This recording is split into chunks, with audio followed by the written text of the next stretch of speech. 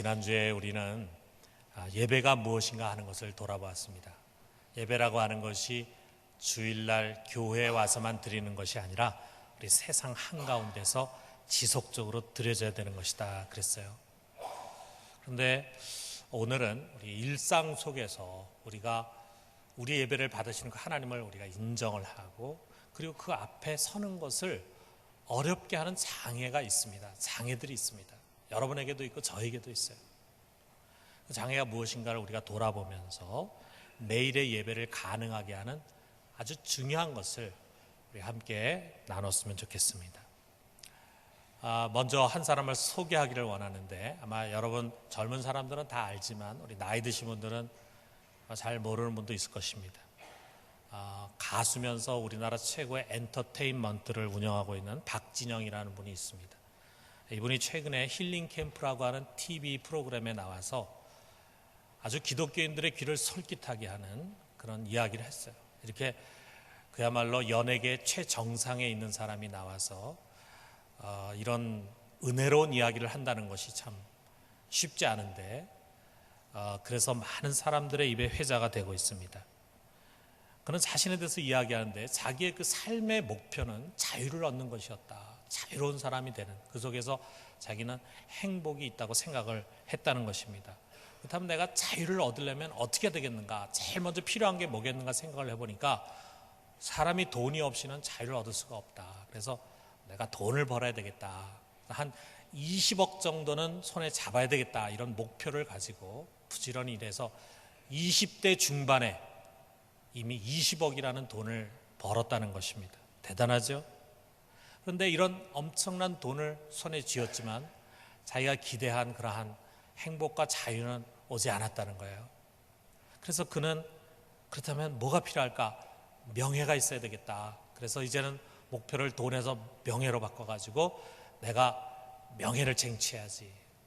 그래서 그는 빌보드 차트 10위권 안에 드는 그런 유명한 곡을 여러 개 작곡을 해서 그 분야에 있는 사람들에게는 그야말로 모두가 부러워할 명성을 손에 쥐게 되었다는 것입니다. 그런데도 불구하고 그는 만족을 누릴 수가 없었습니다. 그래 이제 세 번째로는 그가 자선에 눈을 돌리게 됐어요. 자선 활동을 열심히 해야 되겠다. 그래서 어려운 이웃에게 선한 일을 많이 하면은 뭔가 행복하지 않을까 이렇게 생각을 했지만 그의 영혼은 채워지지 않았다는 것입니다. 그는 자신의 영혼이 만족을 얻을 수가 없었다 라고 하는 것을 고백을 한 거예요. 이렇게 말했대요. 33%는 돈을 향한 욕구를 채웠을 때 만족되어졌고 66%는 명예를 가졌을 때 채워졌다. 그리고 인간을 만든 그분이 있다는 것을 깨닫고 이제 자선 사업을 하면서 99%는 채워졌지만 마지막 1%는 채우지 못했다. 이 1%는 그분이 누군지 알 때 채울 수 있을 것이다. 1%, 99%까지는 자기가 지금 만족스러운 삶을 사는데 1%가 부족하다. 그런데 그 1%가 채워지지 않으면 그의 99%의 인생은 실패한 것입니다. 그 1%가 무엇인가 하는 것을 이 사람은 아직 자기는 못 찾았다는 거예요. 자기는 아직 신앙이 없다는 거예요. 그것을 톨스토이가 가르쳐 줍니다. 이 톨스토이도 이 박진영 씨 못지않게 오히려 그보다 훨씬 더 젊어서부터 인생의 행복을 찾아서 먼 여로를 떠났어요. 처음에는 쾌락 속에 행복이 있겠지. 그 다음엔 돈을 많이 가지면 행복이 있겠지. 그 다음 명성을 가지면 행복이 있겠지. 자기가 하는 일에 성공을 하면 행복이 있겠지. 행복한 가정을 가지면 행복이 있겠지. 근데 이걸 다 소유해봤어요. 그런데도 자기 속에 채워지지 않는 공허함이 있는데 이것 때문에 그는 자살이라고 하는 낭떠러지 앞에 서게 됐습니다. 그리고 어느 날 자신이 갖고 모든 것을 가지고 있음에도 불구하고 갖지 못했던 그 행복의 열쇠를 그는 아무것도 가지고 있지 못한 가난한 농부들 속에서 발견하는 거예요. 그 행복의 열쇠가 뭐냐? 다른 무엇이 아니라 하나님과의 관계였습니다. 이 농부들은 돈도 없고 명성도 없고 아무것도 가진 것이 없지만 하나를 가졌는데 그들은 하나님과 관계를 가지고 있었어요. 근데 그들은 너무나 행복하더라 이거죠. 이게 바로 박진영 씨가 찾아야 할 해답입니다. 이걸 찾으면 어쩌면 어느 날 우리 교회에 또 간증자로 모실 수 있을지 모르겠어요. 기대합니다. 여러분, 하나님과 관계없이 살아가는 사람은요 공허합니다. 우리는 톨스토이나 박진영 씨까지 이런 것들을 누려보지 못했지만 이미 그것까지 다 누려본 사람들의 고백이에요. 공허해요, 공허해요. 그 빈 구멍은 무엇으로도 채워질 수가 없습니다. 여러분, 하나님과 관계를 갖고 있습니까? 어떤 관계를 갖고 있습니까? 여러분에게 하나님은 어떤 분이십니까? 한번 여러분 생각해 봐요. 저의 이 질문에. 교리학교에서 배운 그런 이야기 말고 또 오랫동안 교회 다니다 보니까 설교 시간이나 또는 주일학교 때나 이런저런 들은 이야기, 목사님이 하나님 이런 분이더라 저런 분이더라, 교사나 순장님이 했던 그런 이야기 말고 여러분이 평소에 느끼는 하나님, 그 하나님이 어떤 분이냐 이거예요. 이 중요합니다. 예를 한번 들어봐요. 만일 어떤 집사님이 우리 집사람에게 말해요. 사모님 참 좋겠어요. 목사님 같은 분하고 같이 사시면 얼마나 행복하시겠어요. 이렇게 얘기한다고 하면 우리 집사님 뭐라고 대답할 것 같습니까? 한번 같이 살아보세요. 그런 얘기 나오나. 얼마나 코를 심하게 고는지 상상이나 할 수 있겠어요? 이런 얘기 할 거예요. 아마 대부분이 자기 배우자에 대해서 바깥 사람과는 다른 생각과 이미지를 갖고 있을 거예요. 왜 그렇습니까? 우린 그저 가끔 한번 만나는 사람들, 또 이렇게 정장을 하고 이렇게 화장하고 이렇게 해서 만나는 그런 사람들과 달리 이 부부라고 하는 것은 아주 깊은 관계 속에 있거든요. 뭐 한두 해 같이 산 게 아니잖아요. 어떤 사람은 벌써 10년, 20년, 30년, 어떤 분은 벌써 40년 넘게 같이 사신 분도 있습니다. 그것도 한 지붕 아래서 같이 살아왔어요. 깊은 관계를 맺으며 살아온 거죠. 그래서 서로에 대해서 너무나 정확하게 압니다. 그 사람의 장점도 알지만 그 사람의 단점도 잘 알아요. 여러분, 우리가 하나님을 안다라고 하는 그것이 그냥 그 사람의 하나님에 대해서 외적으로 들은 그런 지식이 아니라 내가 그 하나님과 이런 인격적인 관계 속에서 알게 된 그 하나님, 나의 하나님은 이런 분이다 라고 하는 거, 이게 중요해요. 진정 우리가 하나님과 관계를 갖고 있다면 그 하나님에 대해서 우리가 하나님 어떤 분이다라고 하는 것을 알지 못할 수가 없습니다. 자, 그 하나님 그냥 일주일에 한 번 예배 드릴 때나 진지하게 생각하고 끝날 그런 분입니까? 아마 우리 중에는 그런 분이 있을 거예요. 예배 때만 하나님 생각하고 찬양하고 말씀 듣다가 이 교회당을 떠나서는 일주일 내내 하나님 잊어버려요. 자, 그 하나님이란 분이 일상의 삶에, 일주일 동안 일상의 삶에서 함께 모시고 동거하고 동행하기에는 혹시 몹시 부담스러운 분이 아닙니까? 그분은 너무나 완벽하신 분, 은밀하게 나의 모든 내면까지 감찰하시는 분, 나의 실수와 부족함에 항상 한탄하시고 분노하시고 때로는 책망하시는 분, 좀 더 큰 헌신을 요구하면서 채찍질하시는 그런 분으로 느껴지진 않습니까? 여러분, 그런 두려운 이미지를 우리 속에 갖고 있는 사람 많이 있을 거예요. 하나님 그러면은 그런 두려운 이미지를 갖고 있을 때 그 결과가 뭐냐? 가급적이면 그분 피하고 싶어요. 그렇잖아요, 여러분. 그 완벽하고 엄격하고 무언가를 끊임없이 요구하는 그런 분 갇히고 싶지 않잖아요. 피하고 싶잖아요. 얼른 도망가고 싶잖아요. 우리가 하나님 그렇게 생각하기 쉽습니다. 그러나 이것이 하나님 바르게 알고 있는 것이 아니에요. 여러분, 우리가 예수님 그랬어요. 하나님은 영이시니 예배하는 자가 영과 진리로 예배하라 그랬는데 그 중에 진리로 예배한다는 것이 무엇이냐면 하나님에 대한 올바른 지식을 가지고 예배를 드리라고 하는 것입니다. 하나님에 대해서 오해해가지고 하나님도 아닌 엉뚱한 이미지를 가지고 잘못된 왜곡된 이미지를 가지고 예배를 드린다고 한다면 그것은 참 하나님께 드리는 예배라고 할 수 없다는 거죠. 그렇다면 하나님 어떤 분이시냐? 한마디로 말한다면 이겁니다. 요한일서 4장 8절에 있는 말씀, 우리 같이 한번 읽어봅시다. 하나님은 사랑이심이라 한 번 더, 하나님은 사랑이십니다. 하나님 누구냐? 하나님에게 여러 가지 속성이 있지만 그 중에 하나님이 나는 이러한 자라고 하는 것을 우리에게 가장 확실하게 알려주고 싶은 하나님의 속성이 뭐냐면 사랑. 여러분, 우리 하나님 할 때 우리 머릿속에 가장 먼저 떠오르는 것은 사랑이어야 합니다. 그것이 강하게 느껴져야 건강한 신앙이에요. 사랑의 하나님. 그게 느껴지지 못한다면 아직 하나님을 아는 것이 아닙니다. 하나님을 그저 이 세상을 창조하신 조물주, 전능하신 분, 크고 어미하고 두려우신 분, 틀린 건 아니죠. 그렇지만 이런 이미지를 가지고 하나님을 알고 있다는 것은 아직 하나님과의 올바른 인격적인 관계 속에 들어가 있지 않은 것을 말합니다. 왜냐하면요, 하나님과 올바른 인격적 관계 속에 들어가면은 그런 이미지보다 더 중요한 이미지를 얻게 되는데, 그것은 뭐냐? 사랑의 하나님, 사랑의 하나님. 여러분, 예수 그리스도가 오시기 전까지요, 인간에게서 하나님 두려운 존재였습니다.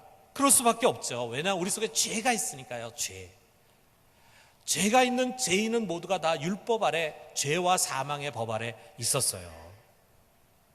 하나님 두렵습니다. 여러분, 이제 어떤 컴컴한 밤에 혹시 이제 이렇게 길을 갈 때가 있잖아요. 아무도 없어요. 그럼 마음에 좀 두려움이 있죠. 혹시라도 해코지 당하지 않을까 하는 그런 생각이 있을 수 있잖아요. 근데 저쪽에서 경찰차가 한 대 옵니다. 그럴 때 여러분, 그 경찰차를 발견하는 순간 여러분의 마음은 어떻습니까? 더 두려운 마음이 덜컥 듭니까? 아니면은 안심이 됩니까? 대부분 사람들 막 안심이 되죠. 경찰이 딱 오면은. 그런데 경찰이 올 때 막 가슴이 덜컥 내려앉는 사람이 있어요. 그 어떤 사람입니까? 그 죄 있는 사람이죠. 경찰을 피해서 도망다니는 범죄자는 경찰을 보면 덜컥 내려앉잖아요. 그렇다고요. 우리 속에 죄가 있으면 우리 하나님 두렵습니다. 죄를 가지고 있는 사람, 죄의 문제 해결되지 않은 사람에게는 하나님이 항상 두려운 하나님으로 이미지가 될 수밖에 없어요. 왜 그렇습니까? 하나님은 죄를 심판하시는 심판주시거든요. 그렇기 때문에 죄인들은 하나님의 심판의 대상이고, 그리고 하나님의 원수고 진노의 그릇입니다. 그러나 우리가 옛날엔 다 그랬지만 이제는 아니에요. 왜? 예수 그리스도께서 이 땅에 오셨어요. 그래서 그의 피로 여러분과 내 속에 있는 죄를 다 씻으셨어요. 여러분과 나의 과거의 죄값, 현재의 죄값, 미래의 죄값까지 다 지불하셨어요. 우리로 하여금 죄로부터 자유한 자가 되게 해주셨어요. 그리고 자기의 몸을 희생 제물로 드리셔서 하나님과 우리가 원수된 관계였는데 우리를 화목하게 해주셨어요. 그래서 우리가 하나님 앞에 서면 두려운 것이 아니라 이제 즐거워하게 되게 했다 이거예요. 죄 없는 우리에게 하나님 더 이상 두려운 분이 아닙니다. 이게 오늘 우리가 읽은 성경의 9절부터 11절까지의 말씀이에요. 여러분, 이제는 우리가 하나님의 사랑의 대상이에요. 하나님과 여러분은 조물주와 피조물의 관계, 또 주와 종의 관계가 아니라 하나님 아버지와 아들의 관계, 최고의 사랑의 관계. 저희가 이번에 일본에 가서 참 일본을 많이 공부했습니다.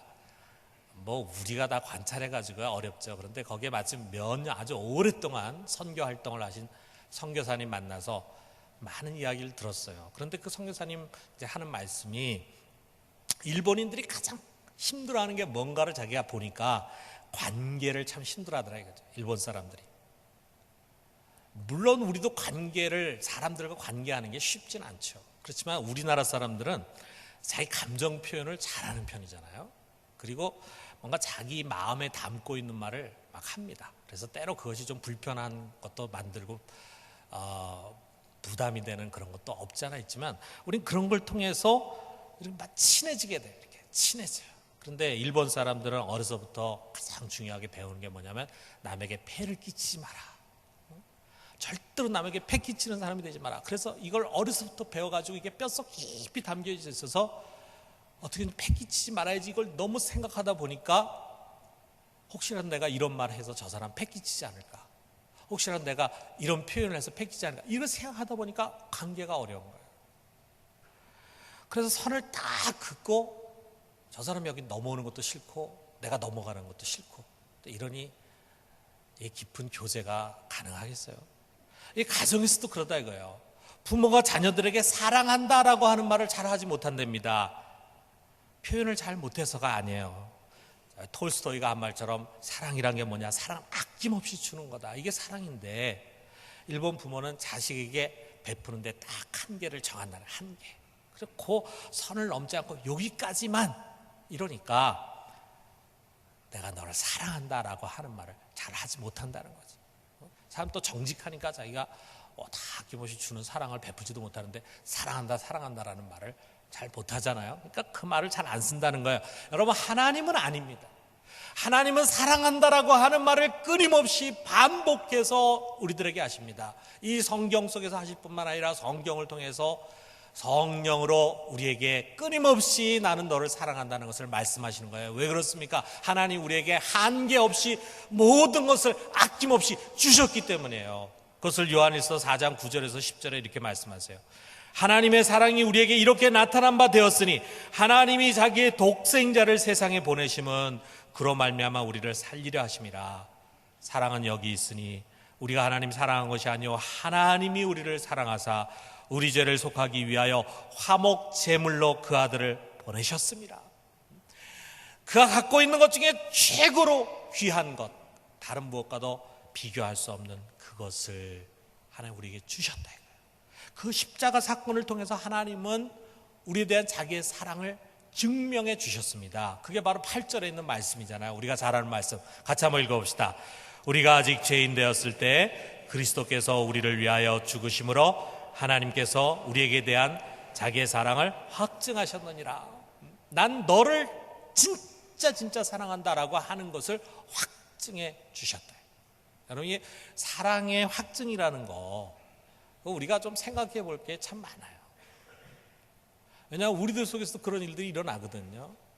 뭐 아직까지 태어나서 한 번도 사랑을 해본 적이 없는 사람은 그거 잘 모를 거예요. 근데 이제 사랑을 남자와 여자가 만나가지고 처음에는 그냥 나 너 좋아해, I like you, 좋아하는 감정이 생기다가 점점 발전하면 이제 나중에 I love you 하고 이렇게 고백을 하면서 이제 결혼을 하게 되는 거죠.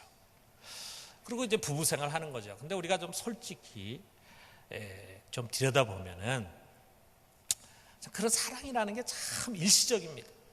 일시적이고 그다음에 참 이기적이에요. 자기 중심적이에요. 여러분, 그 사랑이라는 게 수프와 같습니다. 수프. 사랑이 뭐와 같냐? 수프와 같다. 처음에 몇 입은 너무너무 뜨거워. 그러다가 아주 잠깐 적당한 듯 싶더니 그 다음에 이내 싸늘하게 식어버리는 거. 이게 사랑입니다. 멋있지 않습니까, 여러분? 제가 만약 이런 식의 표현을 한다면 제가 문학가가 됐겠죠. 이거를 잔 모르라는 사람이 표현했어요. 아, 사랑이라는 거는 이건 수프 같다. 처음 막 뜨거워. 그런데 그저 잠깐 적당히 뜨겁다가 그 다음에 확 식어버려. 공감하시죠? 자, 이렇게 뜨거워졌다, 차가워졌다, 식었다, 다시 또 뜨거워졌다, 이런 일을 반복을 하다 보니까 우리들이 서로 남녀 간에 살면서, 부부 간에 살면서 끊임없이 사랑을 확인하고 싶어요. 정말 이 사람이 날 사랑하고 있을까? 그래서 자꾸 묻습니다. 당신 지금 날 사랑해? 그럼 남자가 뭐라고 대답합니까? 대답 잘해야 됩니다. 대답 잘못했다 큰일 납니다. 너무 진실하게 대답하면 큰일 날 수가 있어요. 그러니까 그래서 뭐라도 당연히 사랑하지. 당연히 내 가슴을 열어 보일 수만 있다면 내가 얼마나 열어서 보여줄 수 있겠어. 당신은 불덩어리 같이 뜨겁게 사랑하고 있어. 얘기합니다. 그러면 여자가 그걸 다 믿나요? 이렇게 얘기합니다. 아니, 나를 사랑한다는 사람이 그런 식으로 행동해? 이러면서 이제 서로 사랑을 확인하는 사랑 싸움이 시작이 되는 거죠. 언제까지 계속됩니까? 죽음이 두 사람을 갈라놓을 때까지 계속합니다. 이제 이 정도 살았으면 서로 사랑을 확신할 수 있을 텐데, 그런데 40이 되고 50이 되고 60이 돼도 이 사람 정말 날 사랑하는 건가? 사랑이 식은 게 아닌가? 내가 늙었다가 날 무시하는 게 아닌가? 뭐 이런 생각으로 서로 끊임없는 긴장 관계가 계속되더라 이거죠. 물론 우리 중에는 아예 이것을 이미 포기해버린 사람도 있습니다. 그러나 많은 사람들이 마지막까지 이런 사랑 확인을 하려고 한다 이거예요. 그래서 우리 사람들 사이에 그 사랑이 이렇게 신뢰가 되지 않는 것이 너무 많다 보니까 우리가 하나님의 사랑도 그렇게 생각을 해요. 또 우리가 보이지 않는 하나님에 대해서 느낄 때 대개는 사람의 관계 속에서 경험한 것이 하나님을 이해하는 데 큰 역할을 하게 돼요. 그것이 장점이 될 수도 있지만 단점이 될 수도 있죠. 예를 들면은 자기 육신의 아버지로부터 정말 따뜻하고 자애로운 사랑을 받지 못한 사람 있잖아요. 그런 사람들이 하나님 아버지 사랑 이렇게 할 때 그게 가슴에 잘 와닿지 않습니다. 그것을 깨닫는데 시간이 참 많이 걸려요. 육신의 아버지가 오히려 장애물이 돼, 그것이. 근데 이렇게 우리 사람들 사이에서의 사랑이라고 하는 것이 이렇게 변덕스럽고 이러다 보니까 그것을 가지고 하나님의 사랑을 잘못 오해할 수가 있어요. 그래서 우리 신앙생활 보면 하나님 사랑 늘 의심합니다. 하나님 정말 날 사랑하실까? 날 사랑하신다면 어떻게 날 이렇게 대하실 수 있을까? 어떻게 나에게 이런 일이 일어날 수가 있을까? 어떻게 내가 이렇게 힘들어하는데 이 문제를 해결해 주지 않으실 수가 있을까? 하나님 날 사랑하지 않는가 봐, 이렇게 생각해. 그래가지고 때로 신앙생활도 막 답답하면 그런 생각까지 합니다. 하나님이 한 번쯤 나타나 주셔가지고 육성으로 아무개야 난 너를 정말 사랑한다 그러면은 막 그 소리 까무라칠 텐데. 그래서 심지어는 이제 어떤 집회 같은 데 가면은 너가 예언한다는 사람이 있으면 예언기도 받는데 예언기도 하면서 따라 내가 너를 사랑한다 이렇게 예언기도 받으면 막 너무너무 좋아가지고 막 흥분돼가지고 하나님 날 사랑한다고 분명히 말씀하셨다고 이렇게 하면서 자칫 여러분 영적으로 미혹될 수도 있습니다. 여러분 이걸 분명히 아세요. 여러분과 나에 대한 하나님 사랑의 증명은 이미 끝났어요. 그것은 이미 십자가에서 다 하셨어요. 여러분 내가 사업이 잘 되고 내가 병이 없이 건강하고 그리고 좋은 대학에 들어가고 그리고 좋은 회사에 취직되는 것이 하나님의 사랑의 증거가 아닙니다. 반대로 내가 병들고 실패하고 고난당하는 것이 하나님 나를 사랑하지 않기 때문에 그런 것이 아닙니다. 그 십자가가 하나님의 사랑의 최종 증거예요. 최고의 증거예요. 그 이상의 증거가 없습니다. 여러분이 정말 십자가에 못 박히신 예수 그리스도에 대해서 조금 더 의심하지 않고 그것을 분명히 믿는다면 여러분 모두는 예외 없이 하나님의 넘치는 사랑을 받으시는 분입니다. 여러분 이거 믿으십니까? 우리가 하나님이 우리를 사랑하시기에 우리가 그것을 의심하지 않고 믿는 거예요. 지금 가난하고 병들고 연약해도 여러분 속에 하나님의 사랑이 넘치도록 부어지고 있는 것입니다. 반면에 십자가에 못 박히신 예수 그리스도를 믿지 못한다면 그의 죽음이 나를 위한 죽음이라고 하는 것을 진정으로 알지 못한다면 그것이야말로 하나님 사랑 받지 못하고 있는 증거입니다. 여러분 아무리 여러분이 많은 돈과 명예와 부귀 영화를 손에 쥐고 있어도 그 사람은 여전히 하나님 사랑 밖에 있는 하나님의 원수요 진노의 그릇일 뿐입니다. 십자가를 믿는 여러분, 하나님이 여러분 사랑하십니다. 그 사랑의 깊이와 넓이를 우리 인간의 지혜는 다 헤아릴 수가 없어요. 하나님의 사랑은 이만큼 되겠지? 아닙니다. 그보다 훨씬 큽니다. 하나님의 사랑은 이만큼 깊겠지? 아닙니다. 그보다 훨씬 더 깊습니다. 너무 깊어요. 그 하나님의 사랑은 나의 어떤 행위나 태도나 경건에 의해서 변하는 것이 아닙니다. 그 사랑은 예수 그리스도의 십자가에 근거하고 있기 때문에 절대로 변하지 않습니다.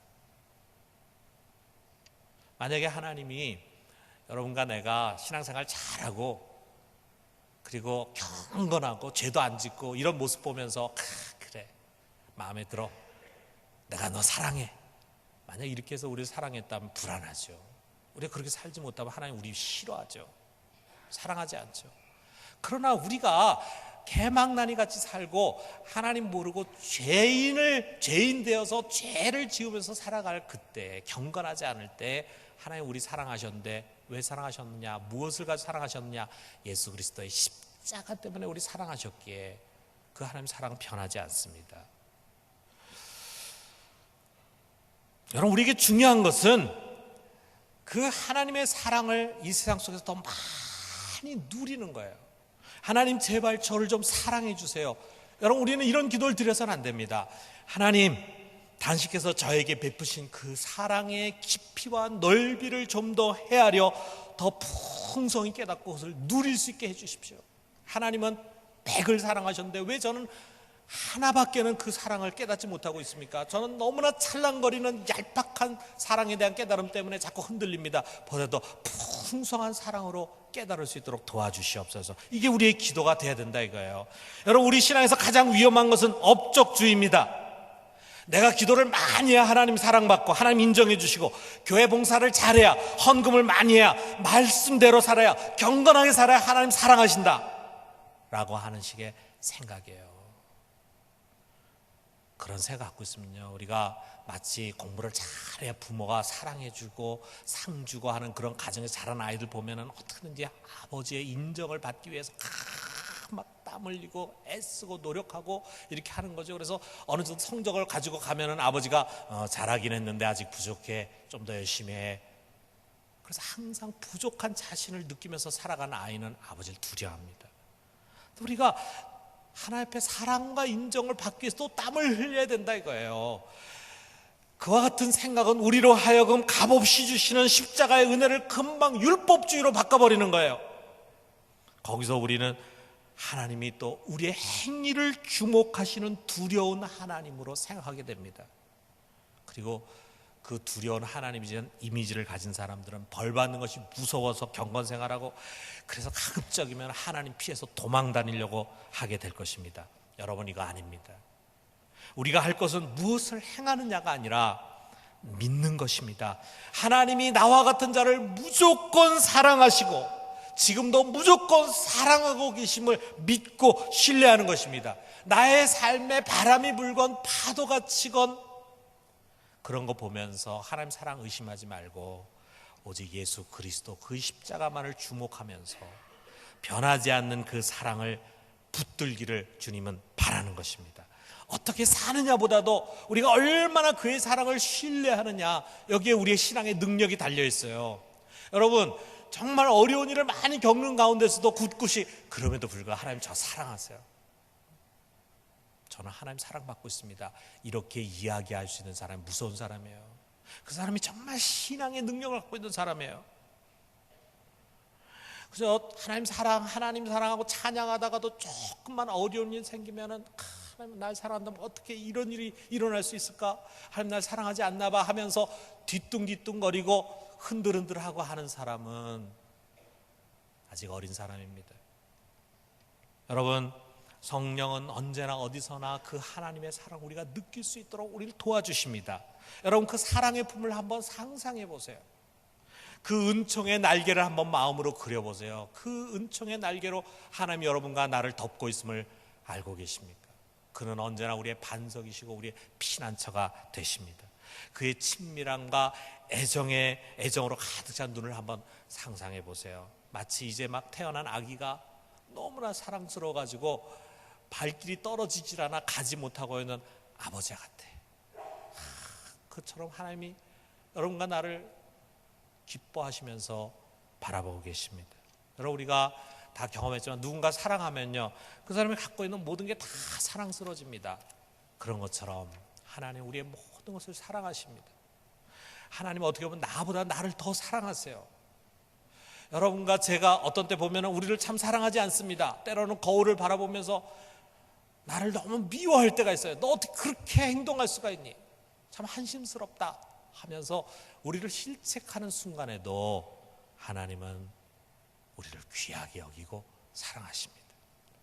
사랑한다면 당연히 사랑하는 자의 말에 귀를 기울이고 청정할 것입니다. 그렇습니다. 여러분, 우리가 기도할 때 말이에요, 그냥 기도하지 마세요. 기도하기 전에 먼저 머릿속으로 상상을 해보세요. 여러분, 상상을 잘하는 사람이 신앙생활 잘하는 겁니다. 그 상상한다는 것이 믿음의 눈으로 바라보는 거예요. 말씀을 의지해서 나의 기도에 귀를 이렇게 쫑긋 세우고 얘가 무슨 말을 하려고 하나 관심을 갖고 귀를 기울이는 그 하나님을 상상해요. 그리고 내가 기도하려면 그 기도가 정말 믿음이 담겨진 기도가 됩니다. 우리 하나님 우리의 기도를 그렇게 들으십니다. 소리 없이 드리는 마음의 기도도 하나님은 다 들으십니다. 그가 우리의 기도를 들으면 어떤 일이 일어나겠어요? 그 전능하신 하나님이 특별히 고난 중에 부르짖음에 더욱 그는 움직이십니다. 마치 아이가 아프면 엄마 같이 울잖아요. 그런 것처럼 우리 하나님은 자기가 사랑하는 자의 고통과 부르짖음 외면하지 않습니다. 동정하시고 긍휼히 여기신다 그랬어요. 그는 아낌없이 주시고 또 주시는 분이심을 명심하세요. 여러분, 하나님 아까워하는 거 하나도 없습니다. 하나님 자기 아들까지 주셨잖아요. 그 아들을 주시면서 아들을 주시니까 어찌 우리에게 주는 것을 아까워하겠는가 선포하지 않았습니까? 아까워하는 거 아무것도 없습니다. 여러분, 우리 하나님 오해하지 마세요. 정말 하나님은 모든 것을 다해서 우리를 사랑하려고 하십니다. 여러분, 십자가에서 확증된 이 하나님의 사랑의 깊이와 넓이를 우리가 감히 상상을 해봐요. 우리가 상상하는 것보다 그의 사랑은 더 넓습니다. 더 깊습니다. 그러므로 우리는 언제나 어디서나 우리를 너무나도 사랑하시는 그분 앞에 담대하게 설 수가 있어요. 그것이 바로 은혜 보좌입니다. 지성소 깊은 곳에 법계 위에 있는 그 시은자, 은혜의 보좌, 그 시은자는 이제 더 이상 성소에 있는 것도 아니고 교회당이나 기도실에만 있는 것이 아니라 세상 한가운데 언제 어디서나 우리는 그 은혜의 보좌를 만날 수 있습니다. 그 보좌 앞에서 우리는 그분의 자비하신 얼굴을 배웁고 감사와 찬양과 영광을 돌리고 우리의 답답한 현실의 문제, 당면한 문제를 그분과 상의하면서 그분의 도움을 언제든지 받을 수가 있습니다. 사랑하는 성도 여러분, 지금 이 순간에도 하나님 변함없이 여러분 사랑하십니다. 여러분 이거 믿으십니까? 이 교회당을 떠나서 여러분의 가정, 여러분의 직장, 사회 속에서 그 사랑은 계속될 것입니다. 기쁜 일 속에서도 슬픈 일 속에서도 때로는 형통함의 얼굴로 때로는 고난의 얼굴로 나타날 것입니다. 여러분 그 사랑 의심하지 말고 날마다 어디서나 풍성히 누리는 우리 모두가 되기를 주님의 이름으로 축원합니다.